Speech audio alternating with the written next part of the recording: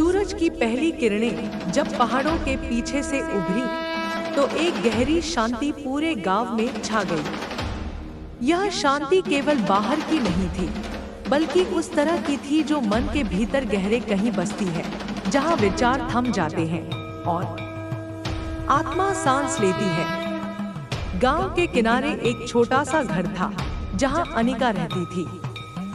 उसका जीवन साधारण था, लेकिन उसकी आंखों में एक ऐसी चमक थी जो बताती थी कि वह किसी बड़े उद्देश्य से बंधी है। अनिका का बचपन आसान नहीं रहा। गांव के लोग उसे अक्सर अजीब मानते थे, क्योंकि वह अकेले जंगल में घंटों बिताती, नदी के किनारे बैठकर पानी के प्रवाह को देखती और रात में तारों से बातें करती। लेकिन अनिका को इस सब से कोई फर्क नहीं पड़ता था। वह जानती थी कि उसका रास्ता दूसरों से अलग है। उसके गांव में एक पुरानी कहावत थी, जो अपने मन को सुनता है वह दुनिया की हर बाधा को पार कर लेता है। अनिका ने इस कहावत को अपने जीवन का मंत्र बना लिया था। लेकिन यह रास्ता इतना सरल नहीं था। गांव के कुछ लोग जो अपनी जिंदगी की खालीपन को छिपाने के लिए दूसरों पर हावी होने की कोशिश करते थे, अनिका को पसंद नहीं करते थे। उनकी नजरों में अनिका की स्वतंत्रता एक चुनौती थी। विशेष रूप से गांव के एक प्रभावशाली परिवार ने, जिसे सभी राठौर खानदान के नाम से जानते थे, अनिका को अपनी नजरों में रखा था। इस परिवार का मुखिया रुद्र राठौर बाहर से तो एक सम्मानित व्यक्ति दिखता था। उसके पास धन था, जमीन थी और गांव में उसकी बात को कोई टाल नहीं सकता था। लेकिन अनिका की नजरें उसकी आत्मा तक पहुंचती थी और वह जानती थी कि रुद्र का दिल अंधेरे से भरा है। रुद्र का जीवन सत्ता और नियंत्रण के इर्द गिर्द घूमता था। वह चाहता था कि हर व्यक्ति उसकी मर्जी के अनुसार चले। उसकी बातें मधुर होती थी, लेकिन उनके पीछे एक छिपा हुआ जहर था। उसने अनिका को कई बार अपने प्रभाव में लाने की कोशिश की। कभी वह उसे अपने खेतों में काम करने का लालच देता, कभी गांव के मंदिर में पूजा के लिए बुलाता, लेकिन अनिका हर बार मुस्कुराकर उसकी बात टाल देती। यह रुद्र को असहनीय लगता था। उसकी आंखों में जलन साफ दिखती थी, क्योंकि अनिका की स्वतंत्रता उसकी सत्ता को चुनौती देती थी। लेकिन अनिका का मन शांत था। वह जानती थी कि उसकी ताकत उसकी आत्मा में है, जो किसी के नियंत्रण में नहीं सकती। एक दिन गांव में एक बड़ा मेला लगा। यह मेला हर साल होता था, जब लोग दूर दूर से आते थे, अपनी खुशियां बांटते थे और मंदिर में मां काली को अपनी अर्जियां चढ़ाते थे। अनिका भी मेले में गई। उसने एक साधारण साड़ी पहनी थी, लेकिन उसकी मौजूदगी ऐसी थी कि लोग अनायास ही उसकी ओर देखने लगते। मेले में रुद्र भी अपने परिवार के साथ आया था। उसने अनिका को देखा और अपने बेटे विक्रम से कुछ फुसफुसाया। विक्रम एक युवा था, जिसने अपने पिता की तरह ही सत्ता और प्रभाव को जीवन का आधार मान लिया था। उसकी नजरें अनिका पर टिकी थी, लेकिन उसकी नजरों में सम्मान नहीं, बल्कि एक अजीब सी लालसा थी। मेले के बीच में एक बड़ा मंच बनाया गया था, जहां गांव के लोग अपनी कला और प्रतिभा दिखाते थे। अनिका को गाना बहुत पसंद था। उसकी आवाज में एक जादू था, जो सुनने वालों को अपने साथ कहीं दूर ले जाता था। जब उसकी बारी आई, वह मंच पर चढ़ी और उसने एक भजन शुरू किया। उसका गाना मां काली को समर्पित था, लेकिन उसमें एक गहरी आध्यात्मिक शक्ति थी। जैसे जैसे वह गाती गई, मेले का शोर थमने लगा। लोग मंत्रमुग्ध होकर उसे सुनने लगे। यहाँ तक कि रुद्र, जो हमेशा अपनी बातों से ध्यान खींचने की कोशिश करता था, चुपचाप उसे देखने लगा। लेकिन उसकी आंखों में जलन थी, क्योंकि वह जानता था कि अनिका की यह शक्ति ऐसी चीज थी जिसे वह कभी नियंत्रित नहीं कर सकता। भजन खत्म होने के बाद तालियों की गड़गड़ाहट गूंजी। अनिका ने मुस्कुराकर सबका अभिवादन किया और मंच से उतर गई। लेकिन जैसे ही वह भीड़ में गायब हुई, रुद्र ने अपने आदमियों को इशारा किया। उसने फैसला कर लिया था कि अनिका को किसी न किसी तरह अपने काबू में करना होगा। उस रात जब मेला खत्म हो चुका था और गांव की गलियां सुनसान हो गई थी, रुद्र के कुछ आदमी अनिका के घर के पास मंडराने लगे। वे चाहते थे कि अनिका डर जाए, कि वह उनकी शक्ति के सामने झुक जाए। लेकिन अनिका का मन अडिग था। उसने अपनी खिड़की से बाहर देखा और मुस्कुराई। वह जानती थी कि यह नकारात्मकता उस तक नहीं पहुंच सकती। अनिका का विश्वास उसकी सबसे बड़ी ताकत थी। वह हर सुबह नदी के किनारे जाती और वहां बैठकर ध्यान करती। उसका ध्यान केवल अपने मन को शांत करने के लिए नहीं था, बल्कि वह उस उच्च शक्ति से जुड़ती थी जिसे वह माँ कहती थी। यह माँ कोई मूर्ति नहीं थी, बल्कि वह शक्ति थी जो हर पेड़, हर नदी, हर सांस में बसी थी। अनिका का मानना था कि जब कोई इस शक्ति के साथ एक हो जाता है, तो कोई भी बाधा उसे रोक नहीं सकती। और यही विश्वास उसे हर मुश्किल में आगे बढ़ाता था। रुद्र की कोशिशें बढ़ती गईं। उसने गांव में अफवाहें फैलानी शुरू की। कुछ लोगों को उसने पैसे देकर अनिका के खिलाफ बोलने को कहा। उसने कहा कि अनिका एक अजीब लड़की है जो गांव की परंपराओं का सम्मान नहीं करती। कुछ लोग जो रुद्र के प्रभाव में थे, उसकी बातों में आ गए। लेकिन गांव के कई लोग ऐसे भी थे जो अनिका को जानते थे। वे उसकी सादगी और उसकी शक्ति को समझते थे। एक बूढ़ी औरत, जिसे गांव में दादी माँ कहते थे, ने एक दिन अनिका को अपने पास बुलाया। उसने कहा, बेटी, यह दुनिया दो तरह की शक्तियों से चलती है। एक वह जो डर और नियंत्रण से पनपती है, और दूसरी वह जो प्यार और स्वतंत्रता से खिलती है। तुम दूसरी शक्ति का रास्ता चुन चुकी हो, और यही कारण है कि कुछ लोग तुमसे जलते हैं। लेकिन डरना मत। जो सच्चाई के साथ चलता है, उसका रास्ता कोई नहीं रोक सकता। दादी माँ की बातें अनिका के मन में गहरे तक उतर गई। उसने फैसला किया कि वह रुद्र की नकारात्मकता को और अधिक महत्व नहीं देगी। वह जानती थी कि रुद्र की ताकत उसकी अपनी कमजोरियों से बनी थी। वह एक ऐसा व्यक्ति था जो बाहर से मजबूत दिखता था, लेकिन अंदर से खोखला था। उसका दिल उन इच्छाओं से भरा था जो कभी पूरी नहीं हो सकती थी। वह चाहता था कि हर कोई उसका कहा माने, लेकिन वह खुद अपने मन की शांति से दूर था। अनिका ने सोचा, जो व्यक्ति अपनी आत्मा को नहीं समझता, वह दूसरों को कैसे समझेगा। समय बीतता गया। रुद्र की योजनाएं एक के बाद एक विफल होने लगी। उसने अनिका को डराने के लिए कई हथकंडे अपनाए, लेकिन हर बार वह खुद ही अपने जाल में फंसता गया। एक बार उसने गांव के मंदिर के पुजारी को पैसे देकर अनिका के खिलाफ बोलने को कहा, लेकिन पुजारी, जो सालों से मां काली की सेवा कर रहा था, रुद्र की बात मानने से इनकार कर दिया।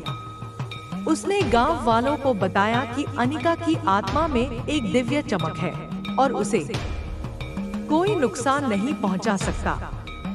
यह सुनकर रुद्र का गुस्सा सातवें आसमान पर पहुंच गया, लेकिन वह कुछ कर नहीं पाया। धीरे धीरे गांव के लोग अनिका की सच्चाई को समझने लगे। जो लोग पहले रुद्र की बातों में आ गए थे, वे अब अनिका के पास आकर माफी मांगने लगे। अनिका ने सबको मुस्कुराकर माफ कर दिया। उसका मानना था कि गुस्सा और नफरत केवल मन को कमजोर करते हैं। वह चाहती थी कि हर व्यक्ति अपने भीतर की शक्ति को पहचाने। उसने गांव के बच्चों को पढ़ाना शुरू किया। वह उन्हें कहानियां सुनाती जो साहस, प्रेम और सच्चाई की बात करती थी। बच्चे उसकी बातें बड़े ध्यान से सुनते और उनके माता-पिता भी अनिका के पास आने लगे। रुद्र की ताकत कम होने लगी। उसका प्रभाव जो कभी गांव की हर गली में फैला था, अब सिमटने लगा। लोग अब उसकी बातों को उतना महत्व नहीं देते थे। उसका बेटा विक्रम भी अपने पिता की राह छोड़ने की सोचने लगा। एक दिन उसने अनिका से मिलने का फैसला किया। वह अनिका के घर गया और बोला, मैंने अपने पिता की तरह बनने की कोशिश की, लेकिन अब मुझे लगता है कि मैं गलत था। तुम्हारी शांति, तुम्हारी ताकत, यह सब मुझे कुछ सिखाना चाहता है। अनिका ने मुस्कुराकर कहा, विक्रम, हर व्यक्ति के भीतर एक रोशनी है, लेकिन उसे देखने के लिए पहले अपने मन के अंधेरे को पार करना पड़ता है।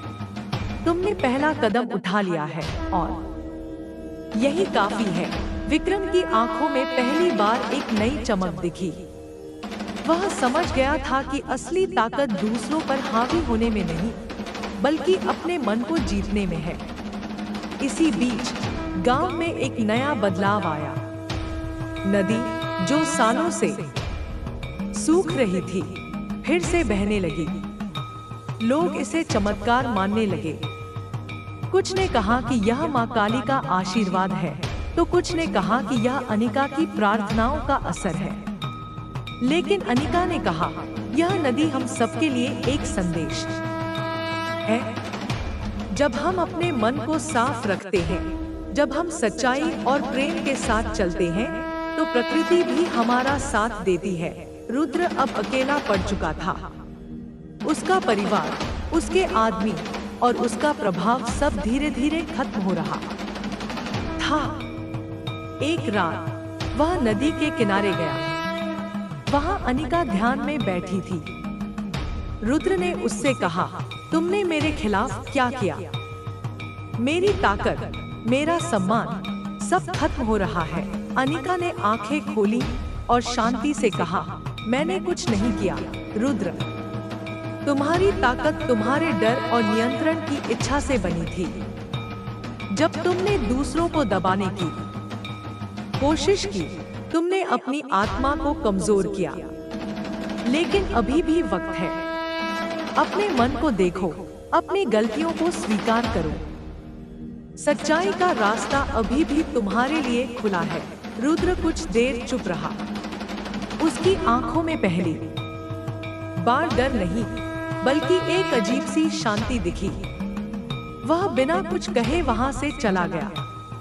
अगले दिन गांव वालों ने सुना कि रुद्र ने अपनी ज्यादातर जमीन गांव के स्कूल और मंदिर को दान कर दी। उसने कहा कि वह अब एक नई जिंदगी शुरू करना चाहता है। कुछ लोगों को यह विश्वास नहीं हुआ, लेकिन अनिका ने कहा, हर व्यक्ति के भीतर बदलाव की शक्ति होती है। अगर रुद्र ने पहला कदम उठाया है, तो हमें उसका साथ देना चाहिए। समय के साथ गांव बदल गया। अनिका की प्रेरणा से लोग अपने भीतर की शक्ति को पहचानने लगे। बच्चे जो पहले डर और संकोच में जीते थे, अब खुलकर हंसते और सपने देखते थे। नदी के किनारे हर शाम लोग इकट्ठा होते और अनिका की कहानियां सुनते। ये कहानियां केवल मनोरंजन के लिए नहीं थी, बल्कि वे हर व्यक्ति को अपने भीतर की रोशनी से जोड़ती थी। अनिका का जीवन अब पहले से भी अधिक सरल हो गया था।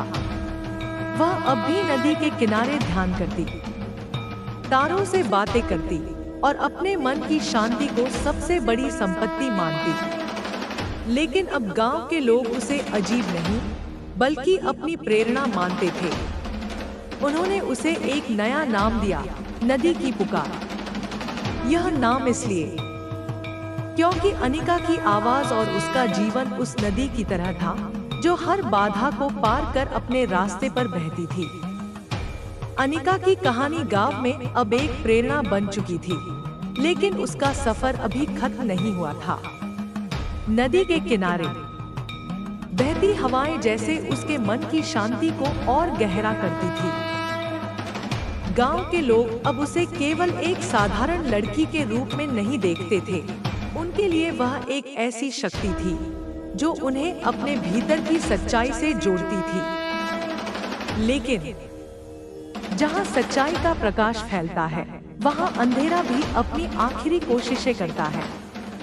रुद्र ने भले ही अपनी जमीन दान कर दी थी और एक नई शुरुआत की बात कही थी, लेकिन उसके मन का अंधेरा पूरी तरह मिटा नहीं था। उसकी आत्मा में अभी भी एक बेचैनी थी जो उसे शांति से जीने नहीं देती थी। और यह बेचैनी धीरे धीरे फिर से गांव के माहौल में फैलने लगी। गांव के बाहर एक पुराना जंगल था जिसे लोग काली वन कहते थे। यह जंगल घना था और उसकी गहराइयों में एक प्राचीन मंदिर था जो सालों से बंद पड़ा था। गांव वालों का मानना था कि उस मंदिर में एक ऐसी शक्ति बसती है जो अच्छे और बुरे दोनों को उजागर कर देती है। कोई वहां आसानी से नहीं जाता था क्योंकि जंगल की राहें भटकाने वाली थी और वहां की हवाएं जैसे मन के रहस्यों को बाहर निकाल लाती थी। लेकिन अनिका को यह जंगल हमेशा से अपनी ओर खींचता था। वह बचपन में भी वहां घंटों बिताती थी और उसे कभी डर नहीं लगा। उसके लिए काली वन कोई भयावह जगह नहीं थी। यह एक ऐसा दर्पण था जो उसे उसकी अपनी सच्चाई दिखाता था। एक सुबह जब सूरज अभी पूरी तरह उगा भी नहीं था, अनिका काली वन की ओर निकल पड़ी। उसके कंधे पर एक छोटा सा थैला था जिसमें कुछ फल और पानी की मटकी थी। गांव के कुछ लोग जो उसे सुबह सुबह निकलते देख रहे थे, चिंतित हो उठे। एक बूढ़े किसान ने उसे रोकने की कोशिश की और कहा, बेटी, उस जंगल में मत जाओ, वहां कुछ ठीक नहीं है। लोग कहते हैं कि वहां की हवाएं मन को भटका देती है। अनिका ने मुस्कुराकर उसकी बात सुनी और कहा, चाचा, जो मन सच्चाई के साथ चलता है उसे कोई हवा भटका नहीं सकती। मैं जल्दी लौट आऊंगी। उसकी आवाज में इतना भरोसा था कि बूढ़ा किसान चुप हो गया, लेकिन उसकी आंखों में चिंता बनी रही। जंगल में प्रवेश करते ही अनिका को एक अजीब सी ठंडक महसूस हुई। पेड़ों की छाव इतनी घनी थी कि सूरज की किरणें जमीन तक मुश्किल से पहुंच पाती थी। हवा में एक हल्की सी सनसनाहट थी, जैसे कोई फुसफुसा रहा हो। अनिका ने अपनी सांसों को गहरी किया और आगे बढ़ती रही। उसे रास्ता नहीं ढूंढना पड़ता था। उसके कदम जैसे अपने आप सही दिशा में चल रहे थे। जंगल की हर आवाज, पत्तियों की सरसराहट, पक्षियों की चहचहाहट और दूर कहीं बहती झरने की आवाज उसे और गहराई में ले जा रही थी। वह जानती थी कि वह मंदिर की ओर बढ़ रही है, हालांकि उसने पहले कभी उसका रास्ता नहीं देखा था। उधर गांव में रुद्र की बेचैनी बढ़ रही थी। उसे किसी तरह खबर मिली थी कि अनिका काली वन की ओर गई है। उसके मन में एक अजीब सा डर और उत्साह दोनों थे। डर इसलिए क्योंकि वह काली वन की कहानियों से वाकिफ था, और उत्साह इसलिए क्योंकि उसे लगा कि शायद यह मौका है अनिका को पूरी तरह अपने काबू में करने का। उसने अपने कुछ भरोसेमंद आदमियों को बुलाया और कहा, उस लड़की को जंगल में अकेले मत छोड़ो, उसे वापस लाओ, चाहे जो करना पड़े। उसके आदमियों ने उसकी बात मानी और जंगल की ओर चल पड़े। लेकिन रुद्र का मन शांत नहीं था। उसे एक अजीब सी बेचैनी थी, जैसे कोई उसकी हर चाल को देख रहा हो। अनिका अब जंगल की गहराइयों में थी। वह उस मंदिर के पास पहुंच चुकी थी। मंदिर पुराना था, उसकी दीवारें समय के साथ काई से ढक गई थी, लेकिन उसकी बनावट में एक अजीब सी भव्यता थी, जैसे वह किसी और युग की कहानी कह रही हो। मंदिर के दरवाजे बंद थे, लेकिन अनिका ने जैसे ही उन्हें छुआ, वे अपने आप खुल गए। अंदर का माहौल शांत था, लेकिन उस शांति में एक गहरी शक्ति थी। मंदिर के बीच में मां काली की एक मूर्ति थी, जिसकी आंखें इतनी जीवंत थी कि अनिका को लगा जैसे वे उसे देख रही हों। उसने अपनी आंखें बंद की और ध्यान में बैठ गई। जैसे ही वह ध्यान में डूबी, उसे एक अजीब सी अनुभूति हुई। उसके मन में दृश्य उभरने लगे, गांव की नदी, रुद्र की जलन, गांव वालों की उम्मीदें और उसकी अपनी यात्रा। उसे लगा जैसे कोई उसे बता रहा हो कि यह मंदिर केवल एक जगह नहीं है, यह उसकी आत्मा का प्रतिबिंब है। यहाँ हर सवाल का जवाब था और हर जवाब के पीछे एक नई शुरुआत। अनिका ने अपनी सांसों को और गहरा किया और अपने मन को पूरी तरह उस शक्ति के हवाले कर दिया, जिसे वह मां कहती थी। उसे नहीं पता था कि वह कितनी देर तक ध्यान में रही, लेकिन जब उसने आंखें खोली, तो मंदिर में एक हल्का सा प्रकाश फैल रहा था। वह प्रकाश मूर्ति से नहीं, बल्कि उसके अपने भीतर से आ रहा था। बाहर रुद्र के आदमी जंगल में भटक रहे थे। वे अनिका को ढूंढने की कोशिश कर रहे थे, लेकिन जंगल की राहें जैसे उन्हें बार बार गलत दिशा में ले जा रही थी। एक आदमी ने डरते हुए कहा, यह जंगल सही नहीं है, हमें वापस चलना चाहिए। लेकिन दूसरा, जो रुद्र का खास था, बोला, रुद्र साहब ने कहा है कि लड़की को लाना ही होगा। अगर हम खाली हाथ लौटे तो वे हमें नहीं छोड़ेंगे। उनकी बातें हवा में गूंज रही थी, लेकिन जंगल जैसे उनकी आवाजों को निगल रहा था। वे आगे बढ़े, लेकिन हर कदम के साथ उनका डर बढ़ता जा रहा था। अनिका मंदिर से बाहर निकली। उसकी आंखों में एक नई चमक थी, जैसे वह कुछ ऐसा जान चुकी हो जो पहले उसे नहीं पता था। उसने जंगल की ओर देखा और महसूस किया कि वह अब अकेली नहीं है। हवा में एक ऊर्जा थी जो उसे बता रही थी कि वह सही रास्ते पर है। वह धीरे धीरे वापस चलने लगी, लेकिन उसे पता था कि जंगल में कुछ लोग उसका पीछा कर रहे हैं। वह रुकी नहीं डरी। उसने अपने मन को शांत रखा और आगे बढ़ती रही। रुद्र के आदमियों ने आखिरकार उसे दूर से देख लिया। वे उसकी ओर बढ़े, लेकिन जैसे ही वे करीब पहुंचे, एक अजीब सी बात हुई। जंगल में अचानक कोहरा छा गया। कोहरा इतना घना था कि वे एक दूसरे को भी नहीं देख पा रहे थे। वे चिल्लाए, एक दूसरे को बुलाया, लेकिन उनकी आवाजें जैसे हवा में गुम हो रही थी। अनिका ने यह सब दूर से देखा और मुस्कुराई। वह जानती थी कि यह कोहरा कोई साधारण कोहरा नहीं है, यह उस शक्ति का प्रतीक था जो उसे बचा रही थी। वह बिना रुके आगे बढ़ती रही और कोहरा धीरे धीरे छंटने लगा। जब रुद्र के आदमी गांव लौटे, तो उनके चेहरे पर डर साफ दिख रहा था। उन्होंने रुद्र को बताया कि वे अनिका को नहीं ढूंढ पाए। उन्होंने जंगल की अजीब बातों का जिक्र किया, कोहरे, भटकाने वाली राहों और उस अनदेखी शक्ति का जिसने उन्हें रोक दिया। रुद्र गुस्से से आग बबूला हो गया। उसने चिल्लाकर कहा, यह सब उस लड़की की चाल है। वह कोई साधारण इंसान नहीं है, वह कुछ और है। लेकिन उसके आदमियों ने उसकी बात नहीं सुनी। वे डर के मारे चुपचाप वहां से चले गए। रुद्र अकेला रह गया और उसका गुस्सा अब धीरे धीरे एक गहरे डर में बदलने लगा। अनिका गांव लौट आई। उसकी अनुपस्थिति ने गांव वालों को चिंतित कर दिया था। लेकिन जब उन्होंने उसे देखा तो उनकी चिंता खुशी में बदल गई।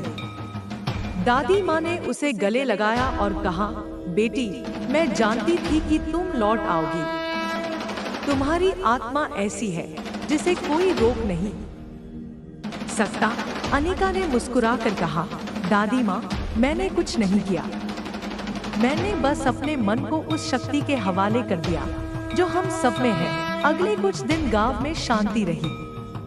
अनिका ने फिर से बच्चों को पढ़ाना शुरू किया। उसने उन्हें काली वन की कहानी सुनाई, लेकिन उसने उसे डरावनी नहीं बल्कि एक प्रेरणा की तरह पेश किया।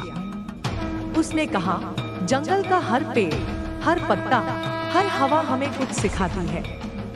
अगर हम अपने मन को खुला रखें तो हमें हर जगह जवाब मिलते हैं। बच्चे उसकी बातें बड़े ध्यान से सुनते और उनकी आंखों में एक नई चमक दिखती थी। लेकिन रुद्र की कहानी अभी खत्म नहीं हुई थी। वह अब भी अपने मन के अंधेरे से जूझ रहा था। एक रात वह अकेले काली वन की ओर निकल पड़ा। उसे नहीं पता था कि वह क्यों जा रहा है, लेकिन उसके मन में एक बेचैनी थी जो उसे वहां खींच रही थी। वह मंदिर तक पहुंचा, वही मंदिर जहां अनिका गई थी। उसने दरवाजे खोले और अंदर कदम रखा। माँ काली की मूर्ति को देखकर उसका मन एक पल के लिए थम गया। उसकी आंखों में वह शक्ति थी जिसे रुद्र हमेशा से नियंत्रित करना चाहता था। लेकिन उस रात वह शक्ति उसे अपने सामने बुला रही थी। रुद्र ने मूर्ति के सामने घुटने टेके। उसकी आंखों में आंसू थे, लेकिन वह नहीं जानता था कि वह क्यों रो रहा है। उसे अपने जीवन के हर उस पल का एहसास हो रहा था जब उसने दूसरों को दुख दिया, जब उसने अपनी सत्ता के लिए दूसरों की आजादी छीनी। उसे अनिका की बातें याद आई, सच्चाई का रास्ता, आत्मा की शक्ति और वह शांति जो केवल अपने मन को समझने से मिलती है। उस रात रुद्र ने पहली बार अपने मन का सामना किया। उसने अपनी गलतियों को स्वीकार किया और एक नई शुरुआत करने का संकल्प लिया। जब वह मंदिर से बाहर निकला तो सुबह हो चुकी थी। जंगल की हवाएं अब उसे डरावनी नहीं लग रही थी। वह गांव लौटा और उसने सबसे पहले अनिका के पास जाकर माफी मांगी। उसने कहा, मैंने तुम्हें गलत समझा। मैंने तुम्हारी शक्ति को अपनी कमजोरी समझा। लेकिन अब मैं समझ गया हूँ कि असली ताकत क्या है। अनिका ने उसकी बात सुनी और कहा, रुद्र, माफी मांगने से ज्यादा जरूरी है अपने मन को बदलना। अगर तुमने वह कर लिया है तो तुम पहले से ही सही रास्ते पर हो। रुद्र ने गांव वालों से भी माफी मांगी। उसने अपनी बची हुई संपत्ति गांव के विकास के लिए दे दी। उसने एक स्कूल बनवाया जहां अनिका बच्चों को पढ़ाती थी। उसने गांव की नदी के किनारे एक बगीचा बनवाया जहां लोग शांति से समय बिता सकते थे। धीरे धीरे गांव वालों ने उसे माफ कर दिया। कुछ लोग अभी भी उस पर भरोसा नहीं करते थे, लेकिन अनिका ने कहा, हर व्यक्ति को एक मौका मिलना चाहिए। अगर वह सच्चे मन से बदलना चाहता है तो हमें उसका साथ देना चाहिए। समय के साथ गांव एक नई रोशनी में चमकने लगा।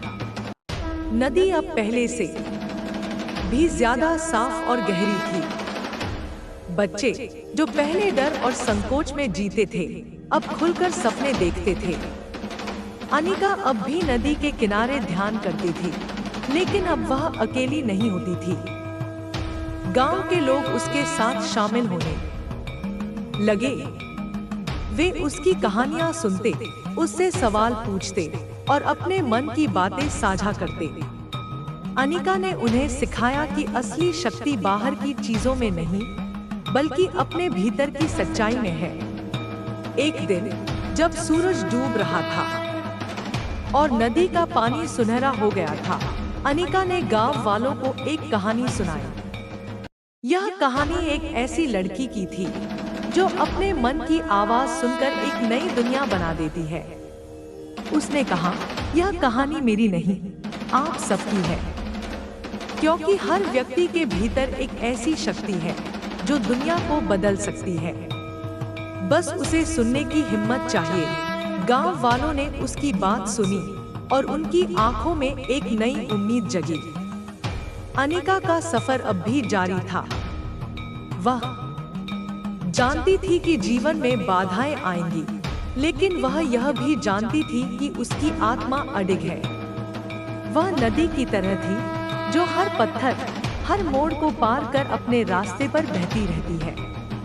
और गांव जो कभी डर और नियंत्रण के साए में था, अब एक ऐसी जगह बन चुका था जहां हर व्यक्ति अपनी रोशनी को पहचानता था। अनिका की मौजूदगी अब गांव के लिए एक ऐसी रोशनी बन चुकी थी जो हर दिल को छूती थी। नदी के किनारे हर शाम होने वाली सभाएं अब केवल कहानियों और प्रेरणा का मंच नहीं थी। वे एक ऐसी जगह थी जहां लोग अपने डर, अपनी उम्मीदें और अपने सपने साझा करते थे। गांव का माहौल बदल चुका था। जहां पहले लोग रुद्र के प्रभाव में अपनी आवाज दबा लेते थे, अब वे खुलकर बोलते थे। बच्चे जो पहले डर के साए में बड़े होते थे, अब हंसते खेलते हुए अपने भविष्य की बातें करते थे। लेकिन अनिका जानती थी कि यह शांति स्थायी नहीं है। दुनिया का नियम यही है, जहां रोशनी फैलती है, वहां अंधेरा भी अपनी जगह बनाने की कोशिश करता है। और उसका यह एहसास जल्द ही सच होने वाला था। गांव से कुछ मील दूर एक दूसरा गांव था जिसे लोग सूरजपुर कहते थे। यह गांव अपने व्यापार और समृद्धि के लिए जाना जाता था, लेकिन वहां की हवा में एक अजीब सी भारीपन था। सूरजपुर का सबसे प्रभावशाली व्यक्ति था रघुनाथ, एक ऐसा व्यापारी जिसके पास न केवल धन था बल्कि एक ऐसी चालाकी थी जो लोगों को उसके इशारों पर नचाती थी। रघुनाथ का नाम आसपास के गांवों में सम्मान के साथ लिया जाता था, लेकिन जो लोग उसे करीब से जानते थे वे उसकी असलियत से वाकिफ थे। उसका दिल एक ठंडे पत्थर की तरह था जो केवल अपने फायदे की बात सोचता था। रघुनाथ की नजरें अब अनिका के गांव पर थी। उसने सुना था कि वहां की नदी फिर से बहने लगी है और गांव की जमीन अब पहले से कहीं ज्यादा उपजाऊ हो गई है। उसकी लालच भरी आंखों ने उस जमीन को अपने कब्जे में करने का सपना देखना शुरू कर दिया। रघुनाथ ने अपने एक विश्वासपात्र कालिदास को अनिका के गांव भेजा। कालिदास एक चिकनी चुपड़ी बातें करने वाला व्यक्ति था, जिसकी मुस्कान के पीछे एक छिपा हुआ इरादा होता था। वह गांव में आया और सीधे मंदिर के पुजारी से मिला। उसने पुजारी को बताया कि रघुनाथ गांव में एक बड़ा व्यापार शुरू करना चाहता है जो गांव वालों को समृद्धि देगा। उसने कहा, हम नदी के किनारे एक बड़ा बाजार बनाएंगे। गांव के लोग अपने उत्पाद बेच सकेंगे और सूरजपुर का व्यापार यहां तक फैलेगा। यह सबके लिए फायदेमंद होगा। पुजारी ने उसकी बात सुनी, लेकिन उसके मन में एक अजीब सी बेचैनी थी। उसने कहा, यह बात गांव वालों से पूछनी होगी। हम कोई फैसला जल्दबाजी में नहीं लेंगे। कालिदास ने गांव में घूमना शुरू किया। वह लोगों से मिलता, उन्हें रघुनाथ की योजनाओं के बारे में बताता और उनके मन में लालच के बीज बोता। कुछ लोग जो अभी भी पुरानी आदतों से बंधे थे, उसकी बातों में आने लगे। उन्होंने सोचा कि शायद यह बाजार उनकी जिंदगी को और बेहतर बना देगा। लेकिन अनिका को कालिदास की मंशा साफ दिख रही थी। उसने उसकी आंखों में वह चमक देखी थी जो सच्चाई से ज्यादा चालाकी की बात करती थी। एक शाम जब गांव वाले नदी के किनारे इकट्ठा हुए, अनिका ने इस बारे में बात शुरू की। उसने कहा, हमारी नदी, हमारी जमीन और हमारी शांति हमारी सबसे बड़ी संपत्ति है। कोई भी हमें यह नहीं बता सकता कि हमें क्या चाहिए। अगर हम किसी के वादों में बह गए तो हम अपनी आजादी खो सकते हैं। उसकी बातें गांव वालों के मन में गहरे तक उतर गईं। कुछ लोग जो कालिदास की बातों में आ गए थे, अब सोच में पड़ गए।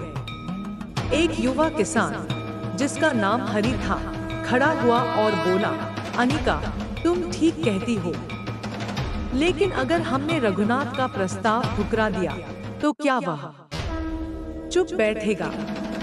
मैंने सुना है कि वह बहुत ताकतवर है। अगर उसने हमारे खिलाफ कुछ किया तो हम क्या करेंगे? अनिका ने मुस्कुराकर कहा, हरि, ताकत केवल धन और सत्ता में नहीं होती। असली ताकत हमारे मन में है, हमारे विश्वास में है। अगर हम एकजुट रहें और अपनी सच्चाई पर अडिग रहें तो कोई हमें हिला नहीं सकता। कालिदास ने अनिका की बातें सुनी। वह छिपकर भीड़ के पीछे खड़ा था और उसकी मुस्कान अब गायब हो चुकी थी। उसने रघुनाथ को वापस जाकर सब कुछ बताया। रघुनाथ का गुस्सा 7वें आसमान पर था। उसने कहा, यह लड़की कौन है जो मेरे रास्ते में अड़ंगा डाल रही है? मैं उस गांव को अपने कब्जे में लूंगा, चाहे मुझे कुछ भी करना पड़े। उसने एक नई योजना बनाई। इस बार उसने गांव में अफवाहें फैलाने का फैसला किया। उसने अपने कुछ आदमियों को भेजा जो गांव वालों के बीच यह बात फैलाने लगे कि नदी का फिर से बहना कोई चमत्कार नहीं, बल्कि एक अभिशाप है। उन्होंने कहा कि अगर गांव वालों ने रघुनाथ का साथ नहीं दिया तो नदी फिर से सूख जाएगी और गांव बर्बाद हो जाएगा। ये अफवाहें धीरे धीरे गांव में फैलने लगी। कुछ लोग डरने लगे। उन्होंने अनिका से पूछा, क्या यह सच है? क्या हमारी नदी फिर से सूख जाएगी? अनिका ने शांति से जवाब दिया, नदी हमारी आत्मा की तरह है। वह तब तक बहती रहेगी जब तक हम अपने मन को साफ और मजबूत रखेंगे। ये अफवाहें डर फैलाने के लिए हैं, ताकि हम अपनी ताकत भूल जाएं। लेकिन हम डरेंगे नहीं, हम एक साथ खड़े होंगे। उसकी बातों ने गांव वालों का हौसला बढ़ाया। उन्होंने फैसला किया कि वे रघुनाथ के प्रस्ताव को ठुकरा देंगे और अपनी जमीन और नदी की रक्षा करेंगे। लेकिन रघुनाथ इतनी आसानी से हार मानने वाला नहीं था। उसने एक नया हथकंडा अपनाया। उसने गांव के कुछ कमजोर लोगों को अपने पक्ष में करने की कोशिश की। उसने उन्हें पैसे और जमीन का लालच दिया। इनमें से एक था मंगल, एक ऐसा व्यक्ति जो हमेशा आसान रास्ते की तलाश में रहता था। मंगल ने रघुनाथ के साथ मिलकर गांव में और अफवाहें फैलानी शुरू की। उसने कहा कि अनिका गांव वालों को गुमराह कर रही है और अगर लोग उसकी बात मानते रहे तो वे अपनी समृद्धि खो देंगे। कुछ लोग मंगल की बातों में आ गए और गांव में एक छोटा सा विभाजन होने लगा। अनिका को इस बात का दुख था, लेकिन वह निराश नहीं हुई। उसने दादी माँ से बात की। दादी माँ ने कहा, बेटी, दुनिया में हमेशा कुछ लोग ऐसे होंगे जो लालच और डर के सामने झुक जाएंगे, लेकिन तुम्हारा काम उन्हें बदलना नहीं है। तुम्हारा काम उस रोशनी को जलाए रखना है जो दूसरों को रास्ता दिखाए। दादी माँ की बातों ने अनिका के मन को और मजबूत किया। उसने फैसला किया कि वह गांव वालों को एकजुट करने के लिए कुछ बड़ा करेगी। उसने गांव में एक बड़ा उत्सव आयोजित करने का प्रस्ताव रखा। यह उत्सव नदी को समर्पित होगा और इसमें गांव के हर व्यक्ति को शामिल होने के लिए बुलाया जाएगा। उसने कहा, यह उत्सव हमारी एकता का प्रतीक होगा। हम नदी के किनारे इकट्ठा होंगे, अपनी कहानियां साझा करेंगे और अपनी शक्ति को याद करेंगे। गांव वालों को यह विचार पसंद आया। उन्होंने उत्सव की तैयारियां शुरू कर दी। बच्चे रंग बिरंगे फूलों से नदी के किनारे को सजाने लगे। महिलाएं खाना बनाने में जुट गईं और पुरुषों ने एक बड़ा मंच तैयार किया जहां लोग अपनी कला और प्रतिभा दिखा सकें। उत्सव का दिन आया। नदी का किनारा रंगों और खुशियों से भर गया था। लोग दूर दूर से आए थे, यहाँ तक कि सूरजपुर के कुछ लोग भी उत्सव में शामिल होने पहुंचे। अनिका ने सबसे पहले मंच पर आकर एक गीत गाया। उसका गाना नदी की तरह था, शांत लेकिन गहरा। उसकी आवाज में एक ऐसी शक्ति थी जो हर दिल को छू रही थी। गाना खत्म होने के बाद उसने गांव वालों से कहा, यह नदी हमारी माँ है। यह हमें जीवन देती है, हमें एकजुट रखती है। आज हम यहाँ इकट्ठा हुए हैं ताकि हम अपनी शक्ति को याद करें। कोई भी हमें नहीं बांट सकता क्योंकि हमारी ताकत हमारी एकता में है। उसकी बातों ने गांव वालों के मन में एक नई आग जला दी। मंगल, जो रघुनाथ के लिए काम कर रहा था, भीड़ में खड़ा था। उसकी आंखों में एक अजीब सी बेचैनी थी। अनिका की बातें उसके मन को कुरेद रही थी। उसे अपने किए पर पछतावा होने लगा। उत्सव के बीच में वह अचानक मंच पर चढ़ा और बोला, मैंने गलत किया। मैंने रघुनाथ के लालच में आकर गांव के खिलाफ काम किया। लेकिन अब मैं समझ गया हूँ कि असली ताकत पैसे में नहीं बल्कि हमारी एकता में है। मुझे माफ कर दो। गांव वालों ने उसकी बात सुनी। कुछ लोग गुस्से में थे, लेकिन अनिका ने उन्हें शांत किया। उसने कहा, मंगल ने सच बोलने की हिम्मत दिखाई है। यह हिम्मत हर किसी में नहीं होती। हमें उसे एक मौका देना चाहिए। गांव वालों ने उसकी बात मानी और मंगल को माफ कर दिया। मंगल की आंखों में आंसू थे। उसने अनिका को धन्यवाद दिया और कहा, तुमने मुझे मेरी अपनी सच्चाई दिखाई। मैं अब कभी गलत रास्ते पर नहीं जाऊंगा। उत्सव रात तक चलता रहा। लोग हंसते, गाते और अपनी कहानियां साझा करते रहे। सूरजपुर के कुछ लोग जो रघुनाथ के प्रभाव में थे, भी उत्सव की गर्मजोशी में बह गए। उन्होंने रघुनाथ की योजनाओं को छोड़ने का फैसला किया और गांव वालों के साथ मिलकर काम करने की बात कही। यह उत्सव केवल एक समारोह नहीं था, यह गांव की एकता और शक्ति का प्रतीक बन गया था। लेकिन रघुनाथ को जब इस उत्सव की खबर मिली तो उसका गुस्सा और बढ़ गया। उसने फैसला किया कि अब वह खुलकर अनिका और गांव के खिलाफ कदम उठाएगा। उसने अपने कुछ गुंडों को गांव भेजा ताकि वे नदी के किनारे की जमीन को नुकसान पहुंचाए। उसने सोचा कि अगर नदी की जमीन बंजर हो जाएगी तो गांव वाले हार मान लेंगे। लेकिन उसे नहीं पता था कि अनिका और गांव वाले अब पहले जैसे नहीं थे। वे डरने वाले नहीं थे। जब रघुनाथ के गुंडे गांव पहुंचे तो गांव वालों ने उन्हें देख लिया। हरी और कुछ अन्य युवाओं ने मिलकर उनका सामना किया। उन्होंने गुंडों को चेतावनी दी कि अगर उन्होंने गांव को नुकसान पहुंचाने की कोशिश की तो उन्हें इसका अंजाम भुगतना पड़ेगा। गुंडे डर गए और भाग खड़े हुए। जब यह खबर रघुनाथ तक पहुंची तो वह हैरान रह गया। उसे समझ नहीं आया कि एक छोटा सा गांव उसकी ताकत का सामना कैसे कर रहा है। अनिका ने गांव वालों को इकट्ठा किया और कहा, यह जीत हमारी एकता की है, लेकिन हमें अभी और मजबूत होना है। रघुनाथ जैसे लोग तब तक कोशिश करते रहेंगे जब तक हम पूरी तरह अडिग नहीं हो जाते।